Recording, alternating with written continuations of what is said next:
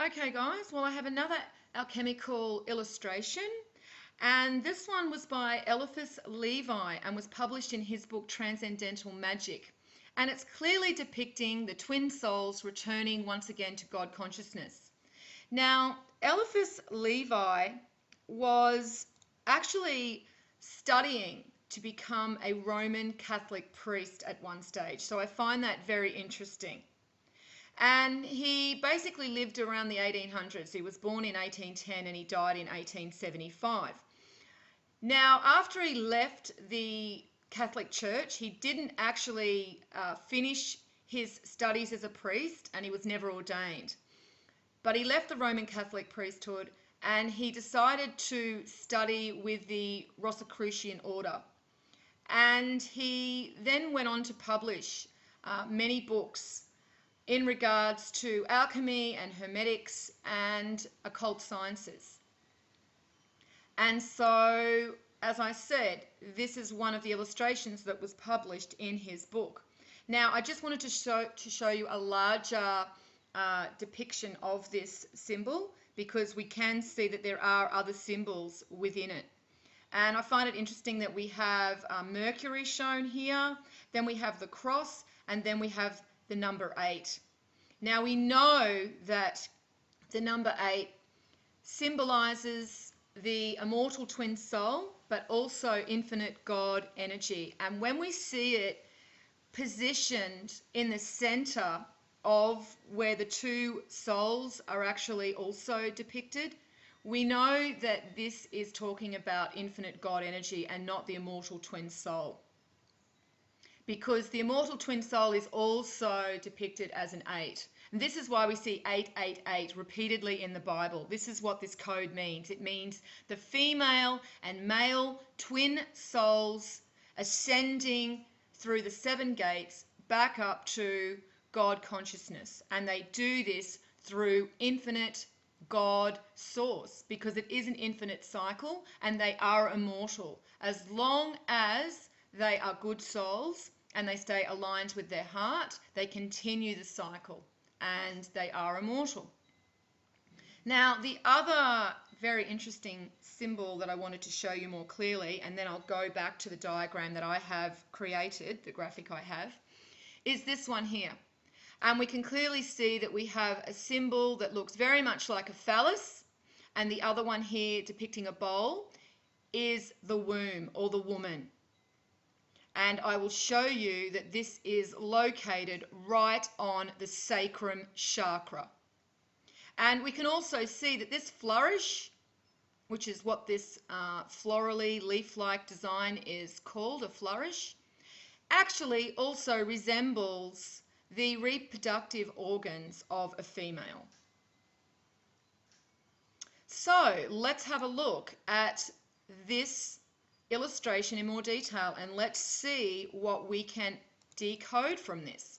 Now, once again, we'll start at the bottom, because that is the first gate that we ascend through on our way back to God consciousness. And we can clearly see that we have a serpent clasping his tail right at the root chakra. And we can also clearly see we have a male and a female, and their arms are outstretched. Each of them are touching one side of the serpent. Now, as I have mentioned previously, the serpent represents the human soul. When we see the serpent clasping his tail, this means that the twin souls have reunited back with God consciousness to become whole once again. When we see the serpents separate, as in the caduceus, we are seeing the two twin souls ascending the 7 gates back to God consciousness. And God consciousness is symbolized by the crown chakra. So we see that we have the snake clasping his tail. However, we do have the twin souls each touching a side of the serpent. And this is basically symbolizing each of them as part of this serpent, part of this soul. So even though they are separate, they are together because they were birthed from God consciousness into two souls, male and female. So even though they are individual and separate, they will always be part of the whole. And they will always carry a part of their twin within them. Right, so what else do we have down here? Right, I'll read out what we've actually got. So it says the serpent represents the twin souls in union, and we can see that the male and female are shown above the serpent as they outstretch their arms, each touching one side of the serpent, and this is indicating their individuality as well, because they are touching the serpent separately. The moon symbol here, the crescent, is on the female side because, as I've mentioned previously, the female always is on the right and the male is on the left. And we see that we've got a spear that pierces through the crescent. Now, this is indicating that it is the moon that manifests the physical, manifests the ethereal form, the ethereal soul, into the physical form. It is done through the moon and also the sun, because the sun manifests our reality onto this realm. But it is the moon and the energy of the moon that allows us to be birthed into a physical body, a physical avatar, and we do this through the navel chakra. Now, as I mentioned, we saw that there was the symbol of the phallus and of the receptacle for the phallus, which is this bowl here, and this is the womb. And, or we can just see this as the female receiving the phallus. I mean, however you want to look at it, this is the female and this is the male. Now, as I said, this is right on the sacrum chakra. And we can also see that the two lower chakras are below these two figures, because we know that they're the root chakras, and this is what actually connects us to Mother Earth, to her energy points. So imagine that Mother Earth is locking us down with her energy. So it's these two energy points here and here that lock down onto Mother Earth with our energetic form, our energetic body. That's how we are locked down onto the physical plane. And so that's why it's important that we always have the root chakra at the ankles, because otherwise we wouldn't be locked down onto Mother Earth. And the sacrum chakra also has the symbol of the moon, the crescent, and that is because our sexual drive, our animalistic nature comes from the earth and the moon. Our emotions come from the moon. That's what stirs us up. And we also have our sexual desires from Mother Earth. That's where that emanates from. And the navel chakra is the point, as I said, that the soul is manifest into the physical body through the navel chakra. We can see this lines up with all of these glyphs over here, these symbols.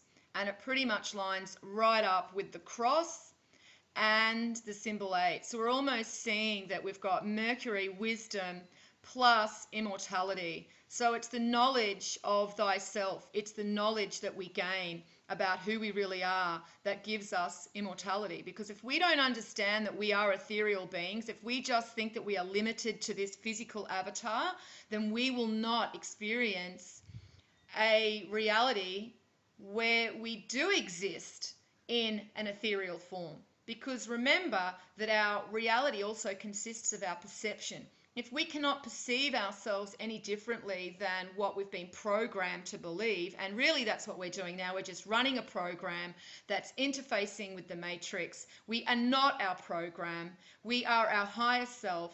We are that voice that we try and drown out with logic and our mental and thinking. And this is why we need to move beyond that program, because that program is now obsolete. We no longer require that program, and so we need to remove it, and we need to come more fully into ourselves.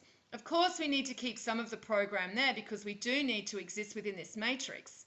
And if we don't fully integrate in some way, then we are going to basically make our journey a lot harder. So what I'm saying is, even though we play the game on the surface and our program responds to, the matrix, we don't need to actually think that way and feel that way within ourselves. We can have an understanding who we really are while still playing our part and being a part of the system. As it stands, there's not really a lot we can do, but this is why I continually say we need to extract ourselves from the 3D, which is what I call fake land. I mean, we are in the 3D, but I just tend to look at fake land, look at the illusion as this 3D creation that has been put there as a program to keep us enslaved and in bondage to the physical realm. And this is not where we want to be. This is not where we are going to benefit from the new light. We need to start moving more into our ethereal self, and that is done just through an understanding of who we really are. There's not, you don't have to do energy work. You don't have to go and meditate on your kundalini. You just have to understand who you really are. And you have to know that absolutely, undeniably. You have to have that understanding of who you are undeniably for this to start really resonating through to your core. And this starting to become your absolute identity. Because you want to remove that program that you need to fit in with everybody else, and you want to bring it back to who you really are. Okay, so now we get up to the really interesting parts where we get a little bit more information. As I've said, we can clearly see that there's a female on this side. We've got the male on this side. We've got the 6 represented here. Now we know that the 6 is the physical form, and then we have this spear brought through, and if we include the spear, then we actually make it a 7. So we've seen the physical turn into the ethereal on the female side. Now it's interesting that the Sumerian glyph, where we see what looks like 2 males standing either side of the tree of life, she's also holding a scepter in exactly the same position, and we see this on the Empress card. So the female is the one that holds the scepter, holds the spear, and the male is the sword. And the same thing happens on this side. We have the 6 represented. The physical is represented here by the hard physical. This is where they're manifested onto. This is where they are into the hard physical. Then we have the ethereal part of themselves, and this sits above the heart, just as I've mentioned. It's the heart is our anchor into this reality, into this physical plane, and half of it sits in the physical and half of it sits in the ethereal. And we can see this depicted also with the flames, meaning the ethereal. Whenever we see the flames, that is talking about the ethereal. And we also see that the heart chakra is right on this hexagram here. And we also see that the heart chakra symbol has a hexagram on it. And this is because the mind and the heart must work together. You will not get to your third eye. You will not expand consciously until you are coming from the heart, until you are aligned with your heart. This is why, we see that the heart is revered in all of these ancient cultures, because they knew it wasn't just about the third eye. It's not just about the pineal gland. You have to go through the heart to get to the third eye. These are all connected. And the third eye is basically a doorway. And that is what it's called on the Kabbalah tree of life. It's called the door. And that is because this opens when you're in alignment and the light comes down and you're in alignment, this door opens and then you return and reunite with God consciousness. And you do this with your twin soul. Now, we also see that we've got, let's have a look, the throat chakra, right where it should be. And once again, this is how we express ourselves. And then we go up to the third eye, and it looks like I've run out of time once again, thanks to YouTube restricting me to 15 minutes. So I will finish up here and I will come back and upload part 2. Okay, I'll leave it here, guys. Peace out.